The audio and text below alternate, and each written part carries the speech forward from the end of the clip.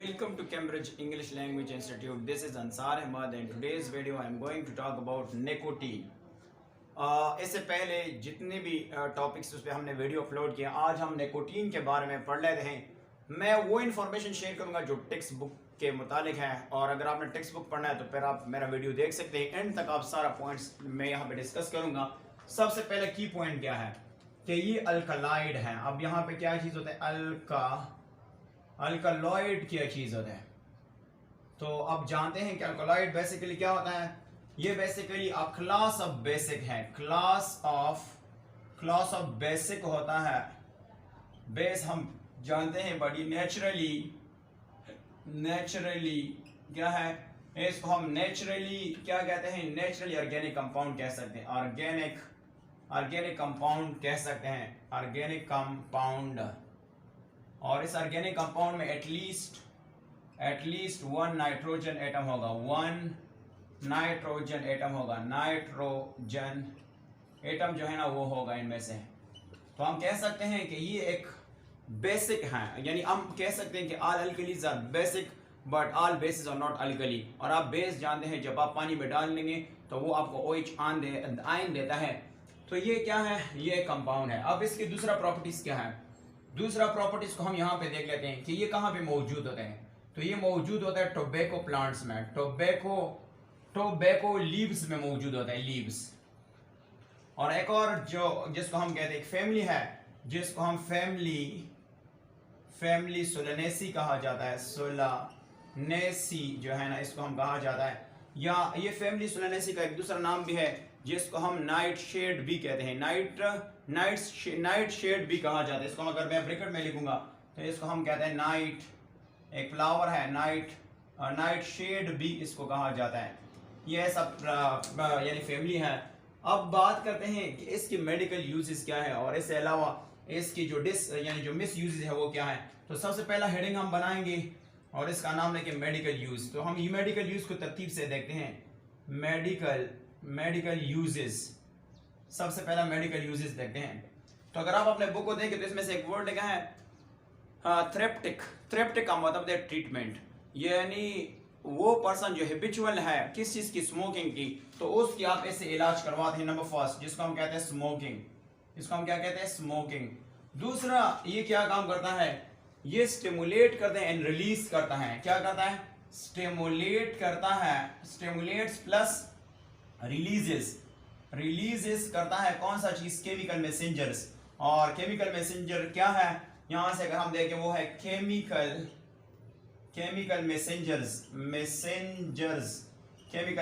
और chemical messenger को हम क्या कहते हैं, यानी जो न्यूरोट्रांसमीटर है उसको हम न्यूरोट्रांसमीटर भी कहते हैं। न्यूरोट्रांसमीटर क्या करते हैं, एक न्यूरॉन से दूसरे न्यूरॉन तक मैसेज लेके जाए। वो कौन कौन से यहाँ पे बात करते हैं उसकी नाम मैं यहाँ पे लिखवाता हूँ। नंबर फर्स्ट जो है ना इसको एसिटाइल कोलिन कहा जाता है, और दूसरे का नाम है एपिनेफ्रीन कहा जाता है। दूसरे का नाम है नॉन एपिनेफ और रीन कहा जाता है, नॉन एपिनेफ्रीन कहा जाता है। इसके साथ साथ इनमें से डोपामाइन है, डोपामाइन के साथ साथ कौन सा है, वेसोप्रेशन है, वेसोप्रेशन कहा जाता है। इसके अलावा सेरोटोनिन है, सेरोटोनिन। इसके अलावा बीटा एंडोर्फिन है, एंडोर्फिन जो है ना ये बेसिकली केमिकल मैसेंजर है। हर एक का अपना फंक्शन है, बट हम यहाँ पे इसको देखते हैं कि ये क्या करता है, ये स्टिमुलेट्स करती है केमिकल मैसेंजर। इस वजह से हम इसको एक नाम देते हैं, that is called nerve stimulant. इसको हम नर्व स्टिमुलेंट का वो यूज करते हैं, स्टिमुलेंट।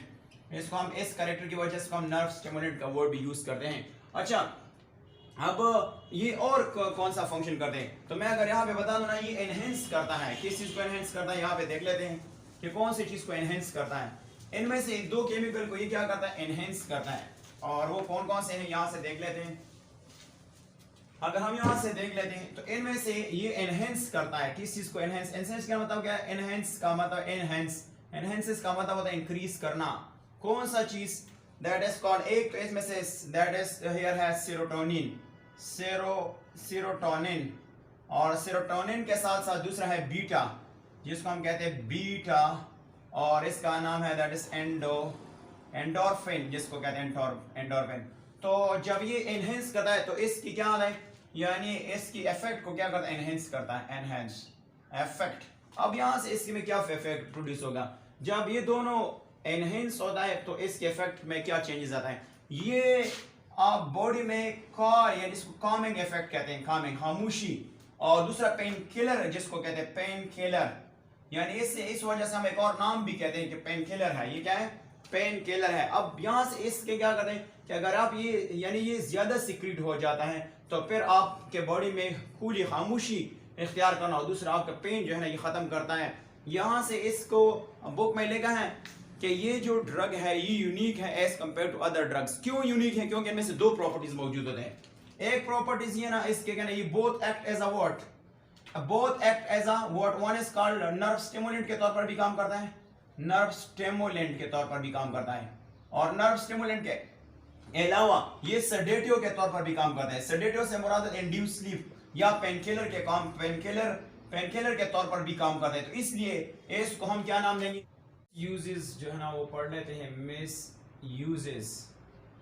इसके मिस यूजेस क्या है, तो अगर हम देख लेते हैं इसके सबसे पहले मिस यूजेस ये है कि ये कमर्शियली तौर पर जो है ना उसको सॉल्ट किया जाता है in the form of pesticide, that is called pesticide के तौर पर। और पेस्टिसाइड किसको कहते हैं, a chemical that kill insect।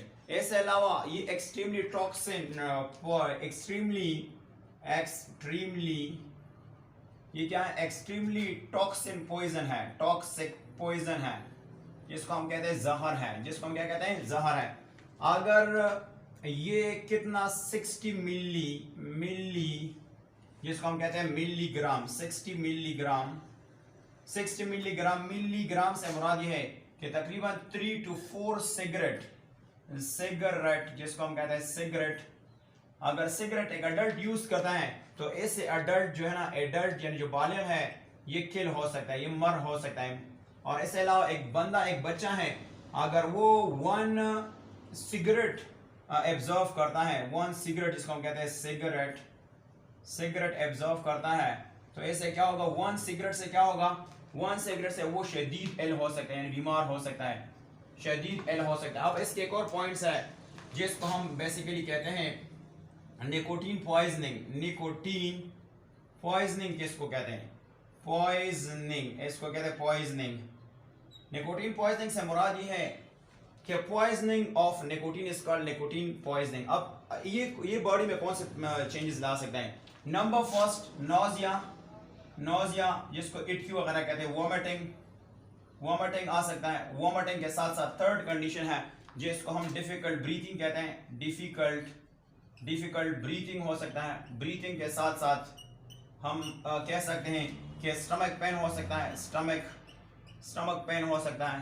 इसके अलावा हेडेक हो सकता है, हेडेक हो सकता है, हेडेक्स। इसके अलावा अगर हम देख लेते हैं तो एक मदर है और वो स्मोकिंग कर रहा है तो उसमें बॉडी में कौन कौन सी चेंजेस लाता है। एक मदर है और वो क्या है, स्मोकर है, तो इसके बॉडी में, जिसको हम कहते हैं स्मोकर, तो इसके बॉडी में कौन कौन से चेंजेस आता है। नंबर फर्स्ट, प्लेसेंटा जो है वो डैमेज हो जाएगा। सबसे पहला क्या होगा, यानी डैमेज हो जाएगा कौन सा, प्लेसेंटा। वो ट्यूब होता है, वो पाइप होता है जो माँ अपने बच्चे को उस पाइप के जरिए फूड प्रोवाइड करता है, तो उसको हम प्लेसेंटा कहते हैं। प्लेसेंटा जो है वो डैमेज हो जाएगा, प्लेसेंटा। इसके साथ साथ मिसकैरेजेस होंगे, मिसकैरेजेस का मतलब है बच्चे का निकालना।